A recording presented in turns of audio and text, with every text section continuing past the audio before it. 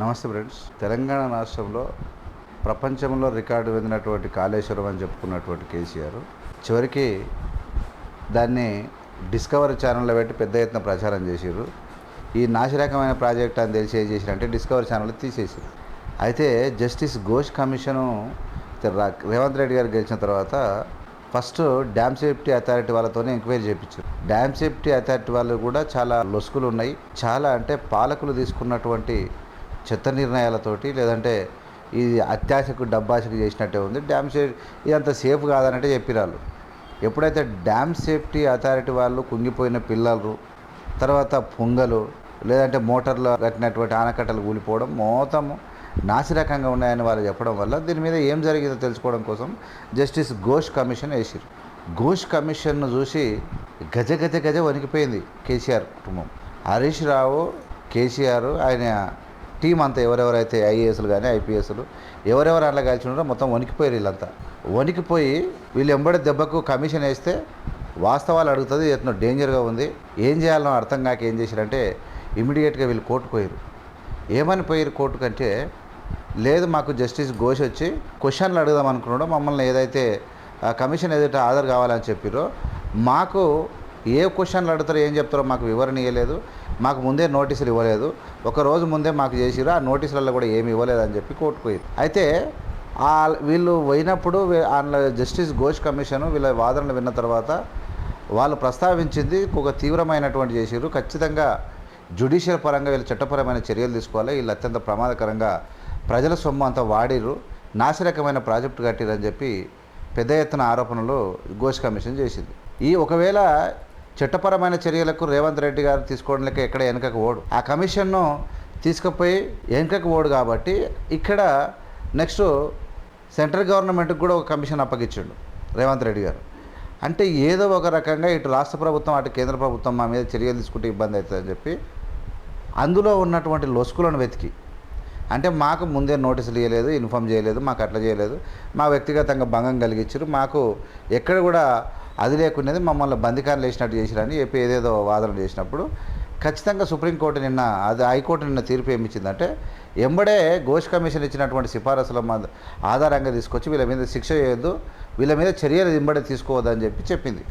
అంటే దాని అర్థము వీళ్ళు తప్పు చేయలేట్టు కాదు, అలా తప్పు జరిగిందా జరగలేదా, నాసిరకమా కాదా, అసలు ప్రాజెక్టు ఎందుకు అన్ని కోట్లు పెట్టి అంత పెద్ద ప్రాజెక్టు ఎందుకు ప్రజలకు ఉపయోగపడట్లేదు, ఎందుకు మోటార్లు మునిగిపోయినాయి, బాహుబలి మోటార్లు ఎందుకు మునిగిపోయినాయి, కాలువలు ఎందుకు తెగిపోయి ఊళ్ళు మునిగిపోయినాయి, ప్రాజెక్టు డ్యామ్ కింద ఎందుకు పొంగలు పడ్డాయి, ఎందుకు పిల్లలు కుంగిపోయినాయి, ఏమైంది అని చెప్పి పబ్లిక్కి తెలుసు. ఇప్పుడు ప్రజాకోర్టులో ఎప్పుడో శిక్షలు పడ్డాయి వీళ్ళకు.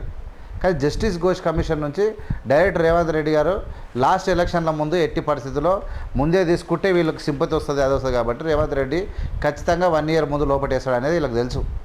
1 year ముందు 4వ సంవత్సరం వేస్తే అని భయపట్టుకొని ఇలా కోర్టుకు వెళ్ళిపోయారు. ఇబ్బందులు మొత్తం మీద పోయి నిన్న వచ్చినటువంటి కోర్టు తీర్పు ఏమని వచ్చిందంటే అక్కడ వాటి ఆధారంగా చర్యలు తీసుకోవద్దని చెప్పారు కేసీఆర్ మీద, హరీష్ మీద. అంతే తప్ప కేసీఆర్ అవినీతి చేయలేదనో, ప్రాజెక్టు నాశనకం కట్టలేదనో, లేకుంటే ప్రజాధనం దుర్వినియోగం కాలేదనో ఇక్కడ ఎవరు ఏం చెప్పలే. రేపు సిబిఐతోనే ఎంక్వైరీ జరగవచ్చు, లేదంటే సుప్రీంకోర్టు పోవచ్చు, ఇంకా అనేది జరిగేటివి అవసరం ఉండదు. నేను ఏమంటున్నానంటే ఒక నాయకుడు బాధ్యతాయుతంగా ప్రాజెక్టులు కట్టినప్పుడు ప్రజాధనం దుర్వినియోగం కాకుండా ఉంచితే ఇవన్నీ ఇబ్బందులు ఏమి రాగు.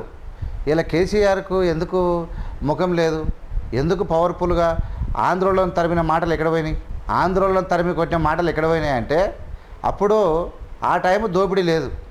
అడ్డగోలుగా సంపద దోసినప్పుడు డబ్బులు ఎక్కువైతే మైండ్ మోకాలకు వస్తుందంట. కాబట్టి ఆ మైండ్ మోకాలకు వచ్చేటువంటి పని వచ్చిందా మరి ఏమైందో తెలియదు. కానీ ఆ నాలెడ్జ్ లేదు, ఆ రూటే లేదు వాళ్ళ దగ్గర, వాళ్ళకి ఆలోచన కూడా వస్తలేదు. టీఆర్ఎస్ అనే పేరుని బీఆర్ఎస్గా మార్చిరు. ఏం చేస్తారో వాళ్ళకే తెలియదు. కేసీఆర్ ఉపన్యాసాలు ఆల్రెడీ పడిపోయినాయి. ఒకరికి కూడా ఏం మాట్లాడాలో కూడా తెలియకుండా పరిస్థితికి వచ్చింది. అందుకని నేను ఏం చెప్తున్నా అంటే మీ గత చరిత్ర కానీ, మీ పాలన చరిత్ర కానీ, లేదంటే గత మీరు చేసినటువంటి అవకతవకల విషయంలో కానీ మీ గుండె ధైర్యం లోపలికి వెళ్ళలేదు.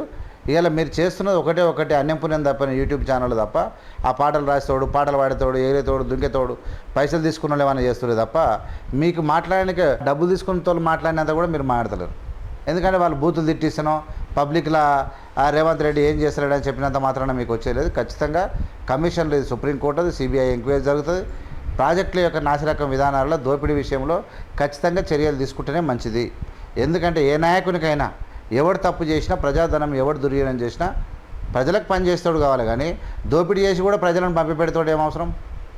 ఇలా దాన్ని చూసి కాంగ్రెస్ కుట్రలు చేసింది, కాంగ్రెస్కు అదే అయింది, ఏందేందో కేటీఆర్ ఓదికి మాట్లాడతారు, హరీష్ ఓదికి మాట్లాడతారు.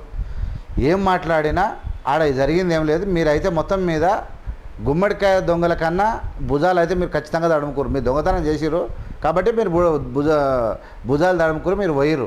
లేకపోతే మీరు కమిషన్ ముందర కూర్చొని కమిషన్ కూడా ఆట ఆడుతుండే కేసీఆర్ ముందర. కేసీఆర్ అవినీతి పరుడు కాకపోతే కమిషన్ ఎంత అంటున్నా, నడుపా సూతం అంటుండే. అంత చేసింది లూటి. మళ్ళీ సిగ్గు లేకుండా ఎవడెవడో ఏంది పడితే అది మాట్లాడుతున్నారు. ఎందుకు మాట్లాడతారో మీకే తెలవాలి. మొత్తం మీద ఏం మాట్లాడినా చేసింది మాత్రం అత్యంత అవినీతి. ఒక్క రూట్ కాదు, నిలువు నిస్తారం వల్ల తెలంగాణ పొందాక అదే పని మీద ఉన్నారు. మళ్ళీ ఏడ ప్రూఫ్ అయినా ఆడ ప్రూఫ్ అయినా అని మాట్లాడతారు. ఏం లేదు, బీజేపీ బీఆర్ఎస్ కలిసిపోయే రూట్లోనే ఉన్నది. ఏమైనా బిగర్ అయిపోతే బీజేపీ తనకు ఉరుకుతారు.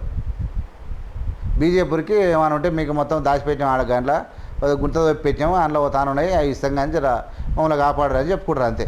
చివరికి వస్తే రెండో కడంగా తప్ప దిక్కులేని పరిస్థితి ఉంది. మొత్తం మీద కోర్టుల తీర్పుతోనే మీరు ఊపిరి పీల్చుకుని అనుకుంటారు. ఖచ్చితంగా ప్రజాధన వినియోగం, ప్రజలకు జరిగినటువంటి నష్టాన్ని మీరు ఖచ్చితంగా ప్రజల కోట్ల శిక్ష పడ్డది, ఇంకా భవిష్యత్తులో కూడా పడుతుందని చెప్పి మీరు మర్చిపోవద్దు. ఖచ్చితంగా తప్పులు చేయడం ఖచ్చితంగా ఏ ప్రభుత్వానికైనా దోపిడీ చేసి మళ్ళీ ప్రజల ముందరకు వస్తే చాలా ఇబ్బందులు ఉంటాయన్న సంగతి గుర్తిరగండి. చూస్తుండండి ఏబిఎం మీడియా. లైక్ చేసి, షేర్ చేసి, సబ్స్క్రైబ్ చేసి ప్రజలకు పంపండి. జై హింద్, జై భీమ్, జై భారత్.